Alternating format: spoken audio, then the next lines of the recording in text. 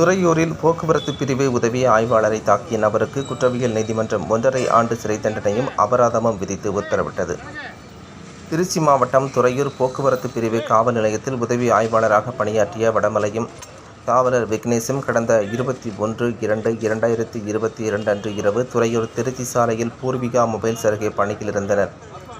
அப்போது அந்த வழியாக இருசக்கர வாகனத்தில் வந்த இரு இளைஞர்களை நிறுத்தி விசாரித்தபோது வாகனத்தில் பின்னால் அமர்ந்திருந்த துறையூர் கிழக்கு தெப்பக்குளத் தெருவைச் சேர்ந்த பரமசிவன் மகன் வேல்முருகன் எப்படி தங்கள் வாகனத்தை நிறுத்தலாம் என்று கேட்டு தகாத வார்த்தைகளால் திட்டி எஸ்ஐ வடமலையை அறைந்து கொலை மிரட்டல் விடுத்ததாக கூறப்படுகிறது.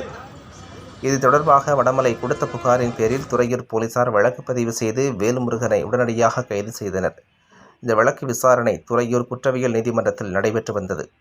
இந்த நிலையில் இந்த வழக்கில் குற்றம் சாட்டப்பட்ட வேல்முருகனுக்கு இந்திய தண்டனை சட்டத்தின் 2 பிரிவுகளின் கீழ் குற்றம் நிரூபிக்கப்பட்டதாக கூறி 1.5 ஆண்டுகள் சிறை தண்டனையும் 3000 ரூபாய் அபராதமும் விதித்து குற்றவியல் நீதித்துறை நடுவர் நர்மதா ராணி உத்தரவிட்டார்.